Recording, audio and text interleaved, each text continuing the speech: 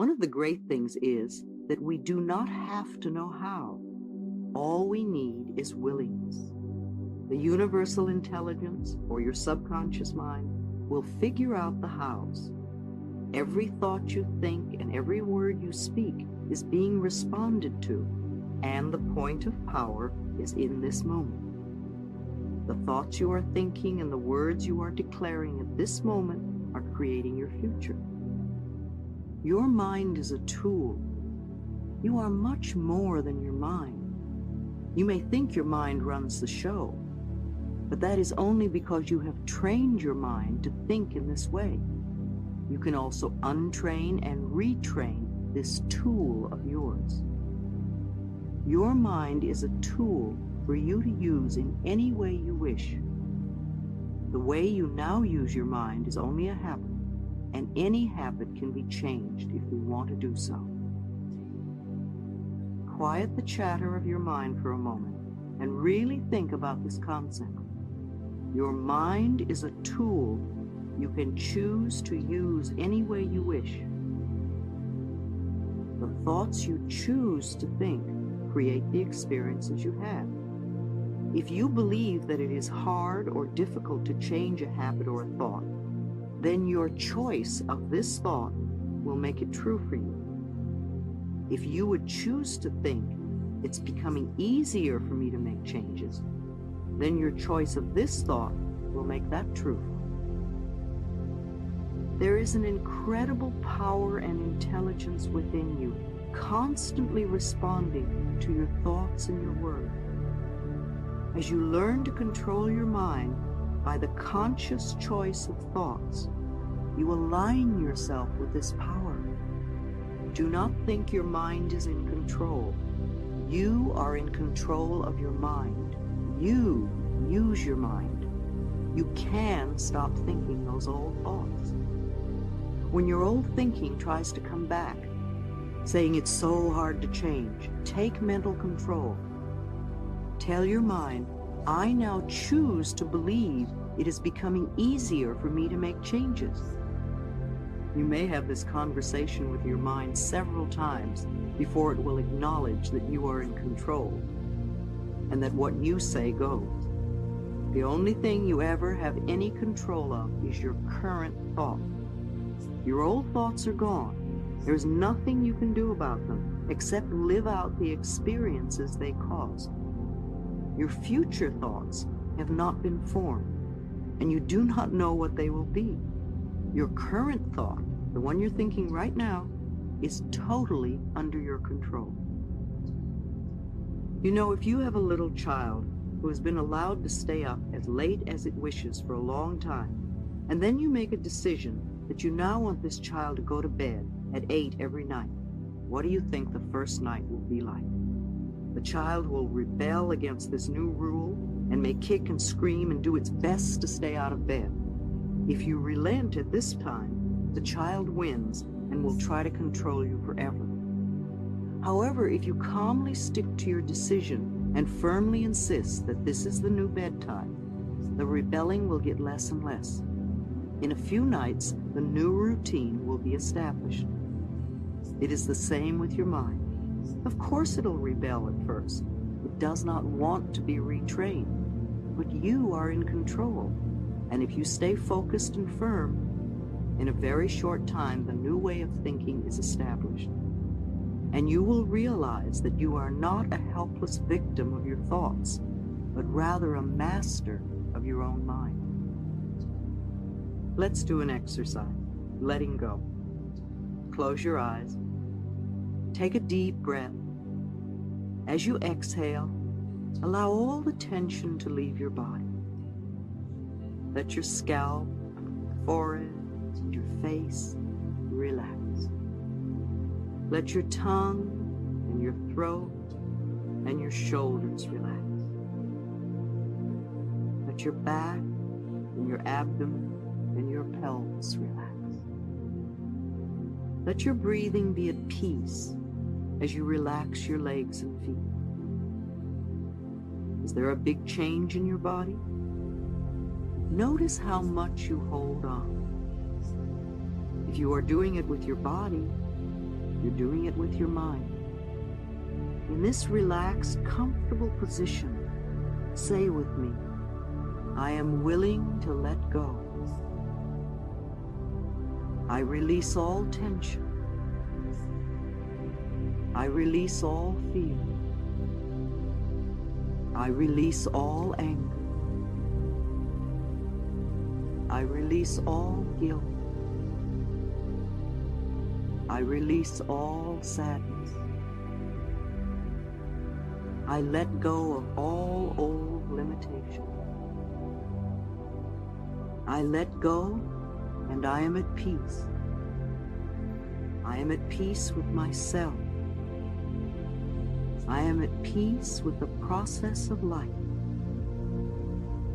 I am safe. Repeat this exercise several times. Feel the ease of letting go. Repeat it whenever you feel thoughts of difficulty coming up. It takes practice for the routine to become a part of you. Chapter 7, How to Change. I cross bridges with joy and with ease. I love how-tos. All the theory in the world is useless unless we know how to apply it and make a change. I have always been a very pragmatic, practical person with a great need to know how to do things.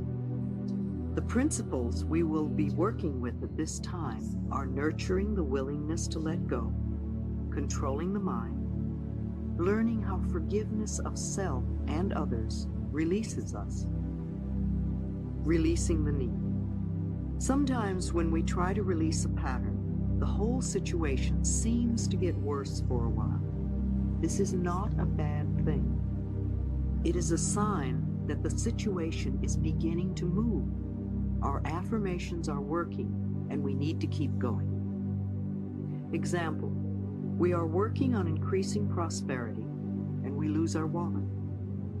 We are working on improving our relationships, and we have a fight. We're working on becoming healthy, and we catch a cold. We're working on expressing our creative talents and abilities, and we get fired. Sometimes the problem moves in a different direction, and we begin to see and understand more. For example, let's assume you are trying to give up smoking, and you are saying, I am willing to release the need for cigarettes. And as you continue to do this, you notice your relationships are becoming more uncomfortable. Don't despair. This is a sign of the process working. You might ask yourself a series of questions like, am I willing to give up uncomfortable relationships? Were my cigarettes creating a smoke screen so I wouldn't see how uncomfortable these relationships are? Why am I creating these relationships? You notice that the cigarettes are only a symptom and not a cause. Now you are developing insight and understanding that will set you free. You begin to say, I am willing to release the need for uncomfortable relationships. Then you notice the reason you're so uncomfortable is that other people always seem to be criticizing you. Being aware that we always create all of our experiences, you now begin to say, I am willing to release the need.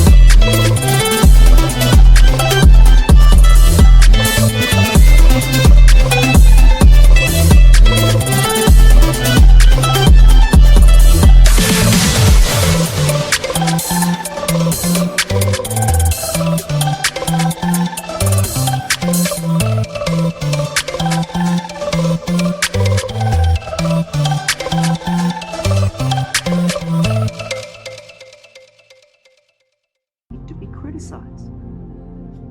You then think about criticism, and you realize that as a child, you received a lot of criticism. And that little kid inside of you only feels at home when it's being criticized. Your way of hiding from this had become creating a smokescreen. Perhaps you see the next step as affirming, I am willing to forgive. And as you continue to do your affirmations, you may find that cigarettes no longer attract you, and the people in your life no longer criticize you. Then you know you have released your need. This usually takes a little while to work out. If you are gently persistent and are willing to give yourself a few quiet moments each day to reflect on your process of change, you will get the answers. The intelligence within you is the same intelligence that created this entire planet. Trust your inner guidance to reveal to you whatever it is you need to know. In a workshop situation, I would have you do the following exercise with a partner. However, you can do it equally as well using a big mirror. Think for a moment about something in your life you want to change. At the mirror, look into your eyes and say aloud, I now realize that I have created this condition, and I am now willing to release the pattern in my consciousness that is responsible for this condition.